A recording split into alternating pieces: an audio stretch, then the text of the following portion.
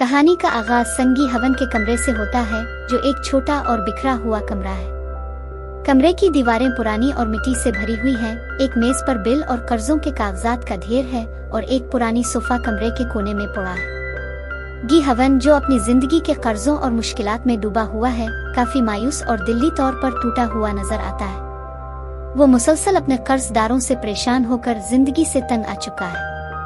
इसी दौरान गी हवन को एक अजीब दावतनामा मिलता है।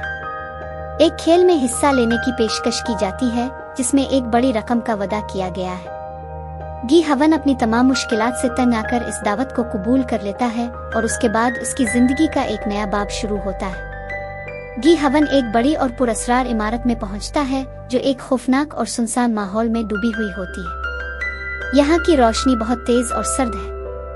इमारत में गार्ड्स मौजूद हैं जिनके चेहरे मास्क से ढके हुए हैं और वो खिलाड़ियों पर नजर रखे हुए हैं। गी हवन और दूसरे खिलाड़ी एक जगह पर जमा होते हैं जहां खौफ और बेयकीनी का माहौल होता है। सबके चेहरों पर खौफ के आसार साफ नजर आते हैं और गी हवन का दिल तेज तेज धड़क रहा होता है। फिर खेल शुरू होता है जिसका नाम है रेड लाइट ग्रीन लाइट। एक आवाज आती है जो बताती है कि जब लाइट ग्रीन हो तो खिलाड़ी चल सकते हैं और जब लाइट रेड हो तो खिलाड़ियों को रुके रहना होता है। जैसे ही खिलाड़ी हरकत करते हैं और लाइट रेड हो जाती है, उन्हें फौरन गोली मार दी जाती है। गी हवन और बाकी खिलाड़ियों पर यह मंजर इतना खौफनाक होता है कि वो फौरन समझ जाते हैं कि ये खेल जिंदगी और मौत का मसला है। गी हवन की आंखों में खौफ और बेचैनी नजर आती है, लेकिन वो जानता है कि अगर इसे जिंदा रहना है तो इसे इस खेल के सख्त उसूलों पर अमल करना होगा।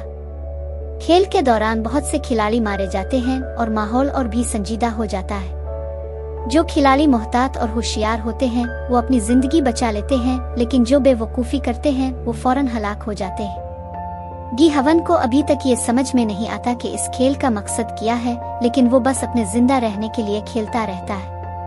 खेल के बाद जिंदा बचने वाले खिलाड़ियों को एक आरामदेह जगह पर ले जाया जाता है। ये जगह एक बड़ी हॉल की तरह होती है जहां खिलाड़ी एक दूसरे से मिलकर अपनी जिंदगी के बारे में सोचते हैं। गी हवन समेत बाकी खिलाड़ियों के दिमाग में बस एक ही सवाल होता है, ये सब क्या हो रहा है और अगला खेल क्या होगा। अब अगले खेल की बारी है।